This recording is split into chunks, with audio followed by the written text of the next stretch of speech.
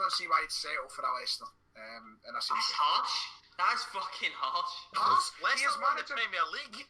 He is managing one of the biggest clubs in world football right now. Why would you want to leave the team that you grew up supporting for Leicester? Where? Oh, sorry. Are we recording right now? Oh, sorry everyone. That's so unprofessional. I was just watching Sun. Didn't even worry about it. Let's get into today's video then, shall we? Glorious. No, I won't give in till I'm victorious. Hello everyone, this is CJ Novo 992 and today we are back with another brand new video. Today's video is finally here. The football was coming thick and fast and we dive into another home tie versus Dundee. But as always, just a friendly reminder in case you're new to the channel and you haven't hit that subscribe button yet, please consider doing so and help us on our way to 26k. But you already know what you're here for, you see it by the title, so let's just dive into it then, shall we? 3, 2, 1. Rangers versus Dundee, 7:45 kickoff at Ibrox. Now when you look at the league table, it's second place Rangers versus 10th place Dundee. When you look at it from a Rangers point of view, after the back-to-back 5-0s where we've been truly dominant in both games, one of them obviously being a home tie versus Kamara with Alfredo Morelos, who scored 4 goals, and then obviously the latest game versus Hamilton where we won 5-0. The one-man team won 5-0 without their one man, which is very impressive when you actually think about it. But on the Dundee side of things, they actually sit with 1 win and 1 loss in their last 2 appearances. The win obviously being a very impressive 2-1 victory away from home at Livingston. That's a very tough place to go and pick up the 3 points. But they followed that with a home performance where they got beat 4-2 off of Hibs. So I think it's fair to say when you compare the last 2 games, it's certainly in favour of the Glasgow Rangers, but we cannot be overconfident. We can't go into this game expecting to win, or that's how St Johnstone 0-0s actually happen. And when you think back to the last time they actually played Dundee, it was one of the most infuriating games. In fact, it probably was the most infuriating game of the season. I don't know how you feel about it, but when you think back, I'm sure it was early December. We've finished 1 each. They had 10 men since about the 20th minute. Kenny Miller scored.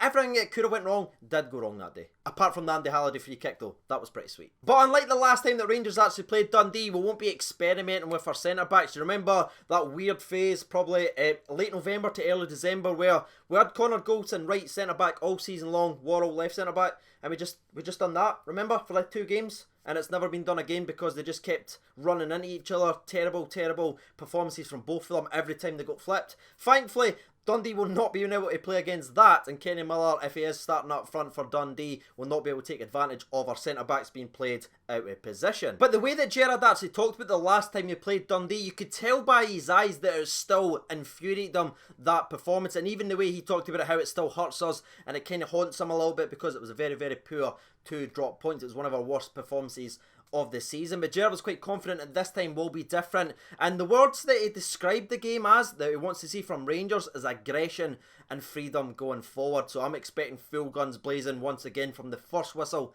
to the last. I don't think this is going to be a Rangers resting on their laurels like you saw versus St Johnstone. This is a team now that knows one bad performance and they're out the team. They've been warned now, they will not be warned again. So he's fully confident in the players and I'm fully trusting them. Someone else they fully trust, by the way, and he actually confirmed that will be starting. That's the first time Gerrard has ever done that in his Rangers manager career, confirmed the players actually going to be playing during the press conference. Now if you want to go ahead and put yourself out there and hazard a guess, pause the video right now, fire it down in the comments, but if you don't, the answer will be revealed in 3, 2, 1. It was none other than Glenn Kamara. And rightly so, because the way that he's just transformed himself right into that midfield and sort of took over the centre defensive mid role, which Ross McCrory was playing in, by the way, and doing exceptionally well in that role. But Glenn Kamara just took over that role right away with 3 potential man of the match performances in the last 3 games.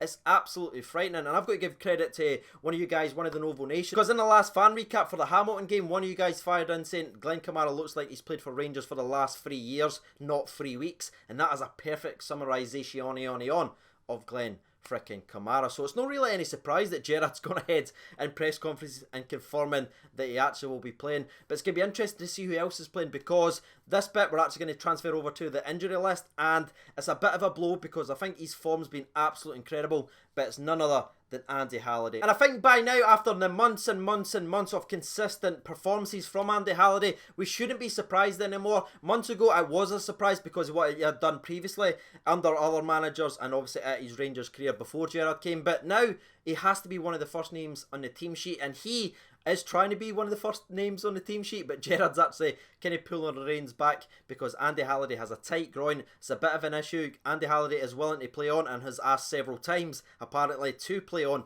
in this game of football because his form's so good right now, but Gerrard has said he's probably going to have to just pull the reins in and actually protect Andy Halliday because there's a hell of a lot of big games coming up and he needs Halliday fully fit for that. So I found that one very interesting, and again, it's just a little bit of a blow because the most recent game from Andy Halliday, I think he really solidified himself as our number one left back, but literally the next game he's having to drop out, which gives BB the obvious chance to come back and win that first team spot. So it'll be very, very interesting to see how BB responds to the sort of press, and maybe this is the first time he's actually been questioned since he came in. It all looked golden, it all looked amazing for BB, but now people are starting to weigh in on the Andy Halliday thing because he's putting in more consistent performances defensively. Now it's on BB to see if he can actually respond. Now moving on to the next player that's actually been recently added to the injury list, and it's really, really unfortunate time, and it is none other than Matt Polster, aka Matty P. Now Matty P was actually expected to get some minutes and actually make his debut versus Dundee, but once again it looks like they have a bit of a groin issue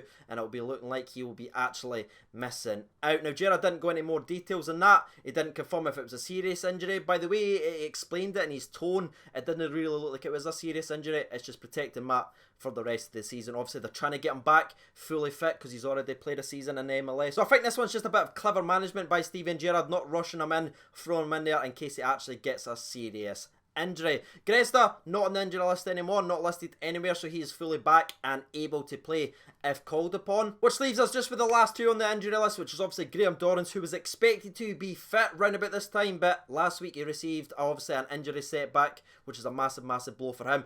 And last but not least, by any stretch of the imagination, is Jamie Murphy, who is still fighting to get back and play in the last couple of games of the season. But it's not all just doom and gloom this video, no. The suspension side of things, we have a bit of good news, ladies and gentlemen, boys and girls. I'm sure you already know, but just in case you don't, Alfredo Morelos, aka the Buffalo, is back. Now I love that Alfredo Morelos is now starting to label himself as the Buffalo. On Instagram he's actually the Buffalo is back, so shout out to him. That was absolutely amazing and it makes me love him more, which I didn't actually think was possible, to be fair. But it's going to be interesting to see the formation they will actually play versus Dundee. They're obviously going to sit back deep, defend.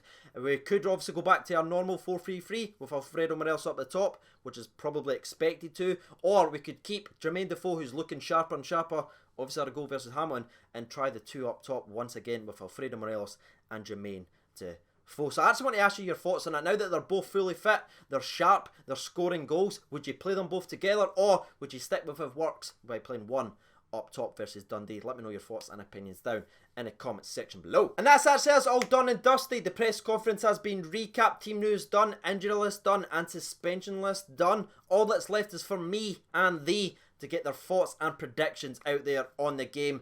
And if I'm honest with you, I'm going to go big again. Last two performances have been really, really, really impressive. Gerrard tore into them versus St Johnstone game. There's been a reaction every time we played, and I am in no way saying this is where it's going to end. In fact, I think we're going to see another 5-0. That's right, ladies and gentlemen, boys and girls, for the third game in the row, Rangers are going to win 5-0 with an Alfredo Morelos hat-trick. I believe Jermaine Defoe will come on at some point and score a goal, and the last goal will be the man who was sat next to Gerrard in the press conference, none other than Mr. Ryan Kenticles. Okay, full disclosure, I just clicked on Twitter ready to read directly from the people, then I realised I forgot to do the poll today. Yeah, that's who you're subscribed to.